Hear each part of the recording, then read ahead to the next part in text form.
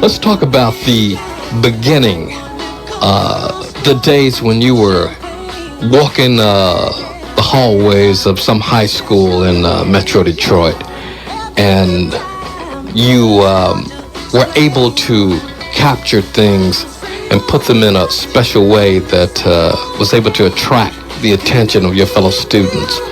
Let's go back to those high school days.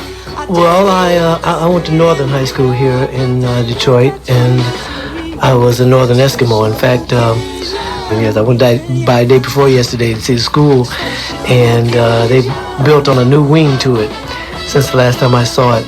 But I went to Northern High School, and we had our group at that time. We were called the Matadors, and we would sing at school functions and house parties and wherever they would let us sing, you know. And finally, after we graduated, I got the chance to meet Berry Gordy, who was then writing songs for Jackie Wilson, and Jackie Wilson was one of my idols, you know.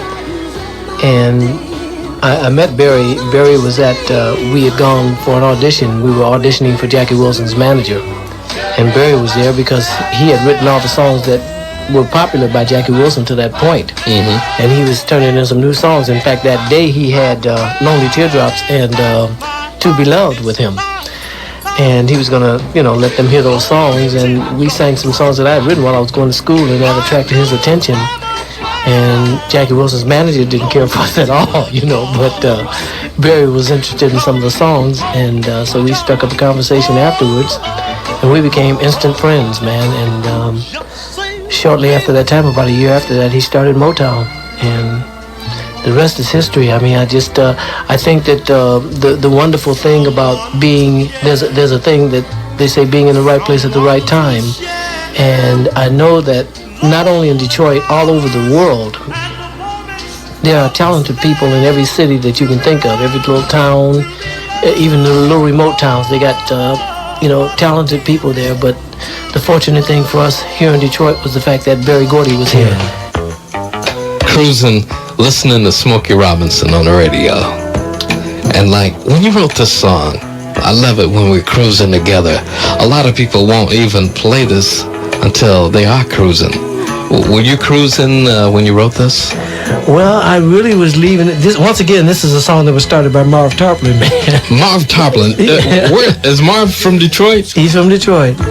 Yeah, and I had this music for about 4 years before I could finish this song. But I left it open. Cruising can be whatever you want it to be. This is Smokey Robinson, and you're cruising with Foodie.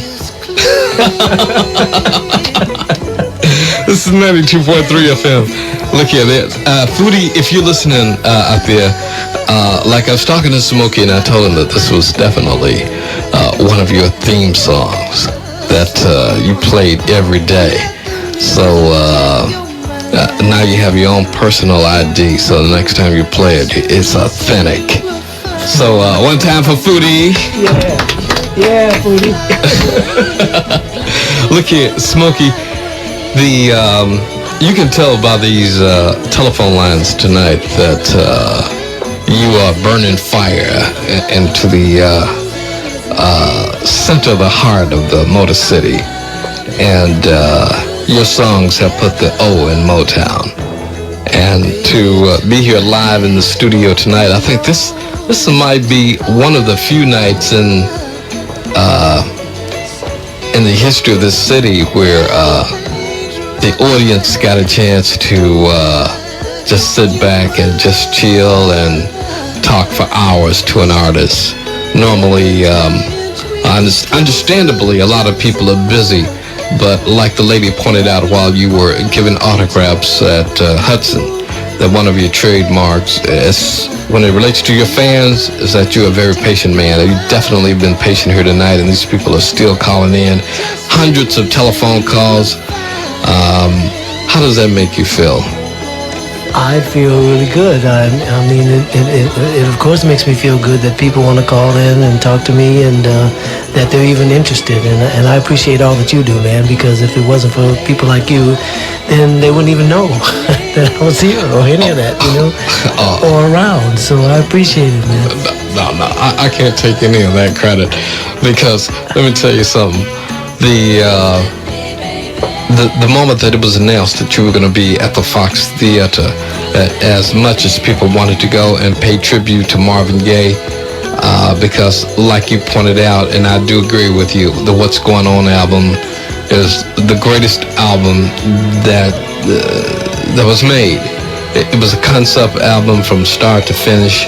Well, his idea, when I went to Marvin's house when he was working on that album, he said, Mo, that the album was being written by God and that he was just an instrument. And when you listen to it, you know that that's exactly what happened with that album, because the message, like I said, is stronger today than it was when he wrote it. So that's exactly what happened. What kind of guy was Marvin? Marvin was beautiful. I mean, you know, people listen to Marvin's music, and most of his music is like moody and what have you, and they would think that that's the kind of person he was, but Marvin had a great sense of humor. He was a lot of fun, and I miss him so much. He was my brother.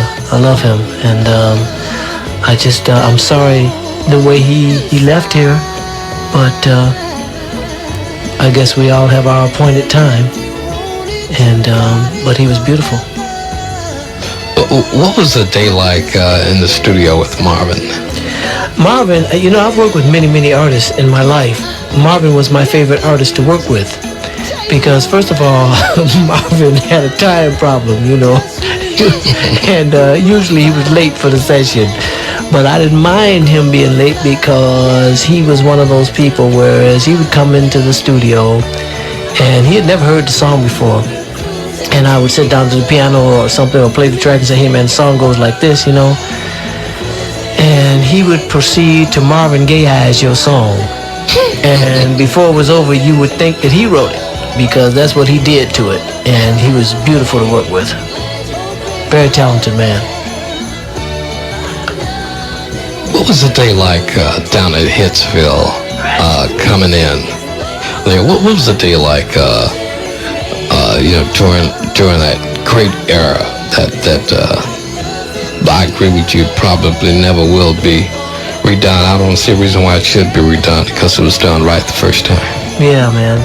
Well, the day it was like a lot of positive energy going on there, man, and there was always something happening. And to show you how it was, you know, usually when people don't have to go to the place they work, they don't, you know. But Hitsville was a place whereas we could come in off a tour. When I say we, I mean any of the acts there. We could come in off of a tour, and we get in the morning, and what you would do is go get yourself together and put some more clothes on or what have you, and then go down to the studio because everybody was going to be there, and it was like the hangout place. And we went there and we hung out, and we hung out with each other. It was something that I don't think will ever be done again. It was beautiful. I took a tour of the museum, and I walked up and down the hallways. And in that little room, the main studio where I guess the singers were in there. They had the music stands in there. Yeah, well, everybody was in there.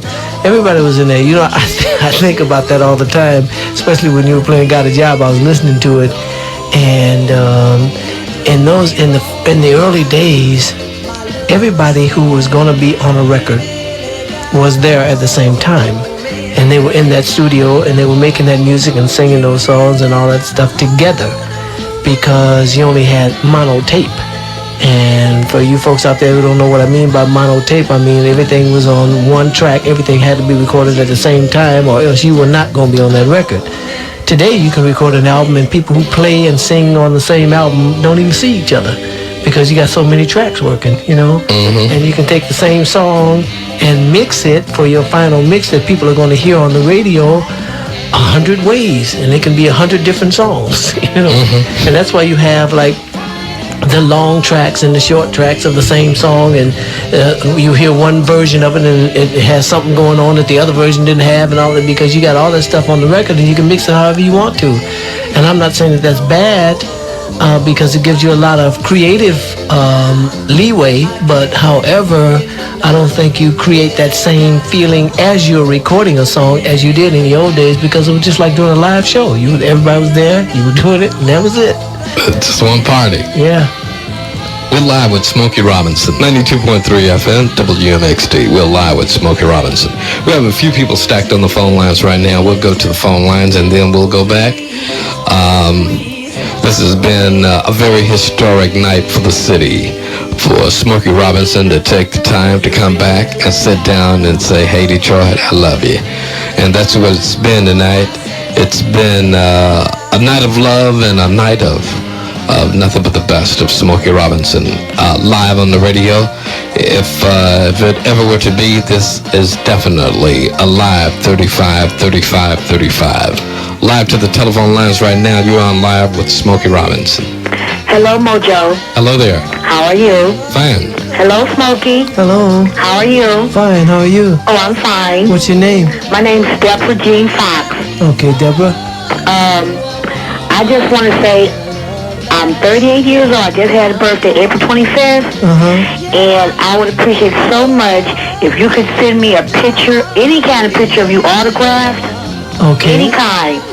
Any kind. And you know what makes me feel so good today? What? Tonight, I knew it was my lucky day. I hit the lottery in the box. Oh, fantastic. I am so glad. Today is my lucky day. Now I'm talking to Smokey Robinson. Is that your real name, by the way?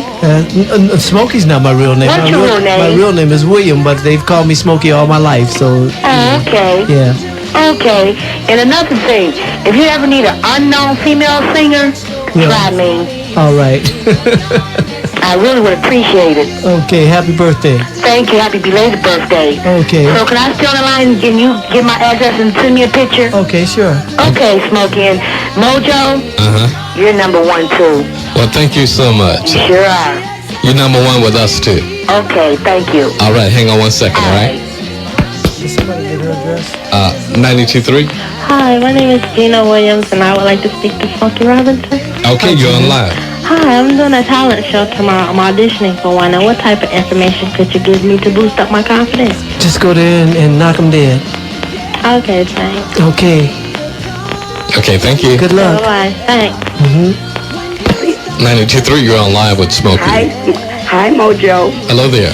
My name is Beverly Hi, Beverly. from the East Side. All right. And guess what? Hi, Smokey. Hi, Beverly. I've been waiting to talk to you. All right. My husband loves you, Smokey. All And right. I know they say that other people are your twin, but I got your triplet over here, baby. Oh, yeah? Yes, I do. Wouldn't be Bill's brother, would it? I got it.